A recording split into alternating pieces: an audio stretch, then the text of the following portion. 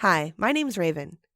I live with my mom, Flora, my dad, Michael, and my little sister, Cassie.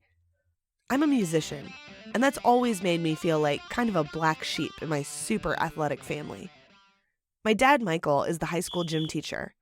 My mother is a former tennis pro. My sister is the point guard. And then there's me. I'm different, but I've always felt like I still belonged. That is until the day we moved. Mom hauled out a rickety chest, and what was inside brought smiles to all of our faces. Boxes of childhood photos. It was a really sweet moment, looking at all the things we had done together. But I realized most of the photos were at sporting events. I was even crying in some of them. What was in the bottom of the chest took my breath away. My birth certificate. But something was off.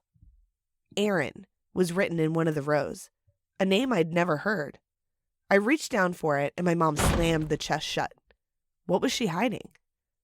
Later that night, when everyone was asleep, I tiptoed up the staircase into the attic. Every step up the stairs, I felt like I was doing something wrong. My parents loved me. They would never hide anything from me. I tried to talk myself out of opening the chest. Finally, I opened the lid. When I found Aaron on the birth certificate, my whole world came crashing down. It felt like my head was spinning. Aaron Layton was listed as my father, but my dad's name wasn't Aaron. My last name wasn't even Layton. The man I thought was my father wasn't. A light flicked on behind me, and my parents stood in the doorway of the attic. Tears were welling in my mother's eyes. "We were going to tell you," she said. The man who raised me put his arms out to hug me, but I shoved him away. I snapped. "You're not my father. Don't touch me." Tears streamed down his face, tears I had never seen before. But I felt such betrayal, such a rage burning in me that I couldn't have cared less. It's no wonder I'm not like you guys. I'm not even his. My mom tried to tell me I was no different than Cassie, that I was their daughter regardless of my blood, but I couldn't bear to listen. If they had lied about my dad, what else were they prepared to lie about? I blew past them and slammed the door to my bedroom, locking it. I pulled up my laptop and typed a name into social media. Aaron Layton. He looked exactly like me. And best of all, he was a musician, like me. His photos showed him rocking out on guitar, fearless and confident. It was no wonder I felt like a black sheep. I wasn't like this family. I was like him, like my real dad. He had a post talking about a show he had in town the next night. The idea of finally meeting him is what lulled me to sleep. The next day, I couldn't look at my mom, or my dad, when I came down later for lunch. Had my mom cheated on my dad with my biological father? Did they know about each other? I begged silently that Aaron would answer the questions, because the idea of talking to anyone else about it made me sick. I slammed the door without saying a word and hurried onto a bus to go downtown for the show. I daydreamed the entire way about meeting my dad. Had he missed me? Would he look at me and just know? Did my mom even tell him about me?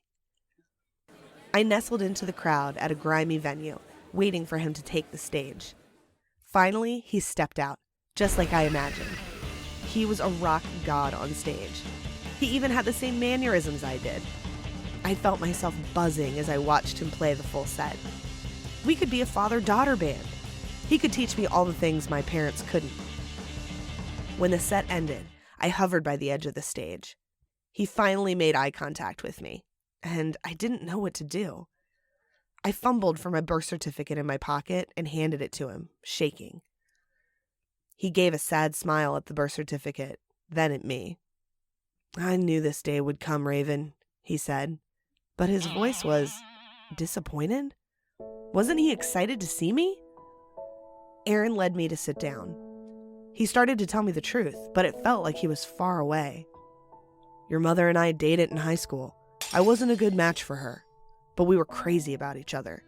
She got pregnant with you and..." His voice trailed off here. Was it regret in his eyes?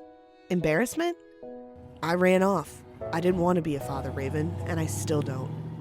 That's when Michael stepped in. He was there when you were born, you know."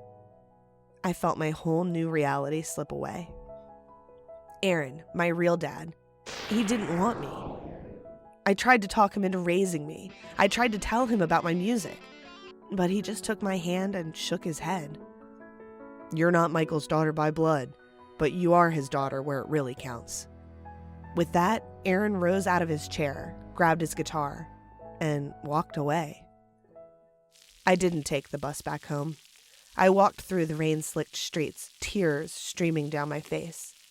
My real dad didn't want me. My family had lied to me. But then I started thinking about what Aaron said. Sure, my parents had lied, and sure, they were different from me, but they showed up to every concert I had, every music recital. Michael had even helped me take my first steps. Did it really matter who was my biological father? Didn't the person who raised me matter more? I stopped under an awning. My wet hair stuck to my face, my feet were soaked, and suddenly I felt terrible about everything I had said to my parents. A familiar car pulled up behind me. Michael sprinted from behind the wheel with my mom close behind. I was so worried about you, Michael said. You've always been my daughter. You'll always be my daughter, no matter what.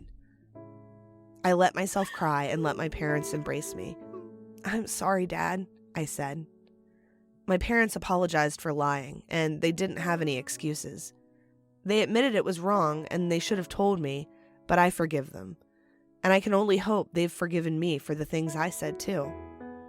No matter how we're related, the people around me who love me are my family. My dad may not be my biological father, but he's always loved me. He's always been there, and he'll always be there.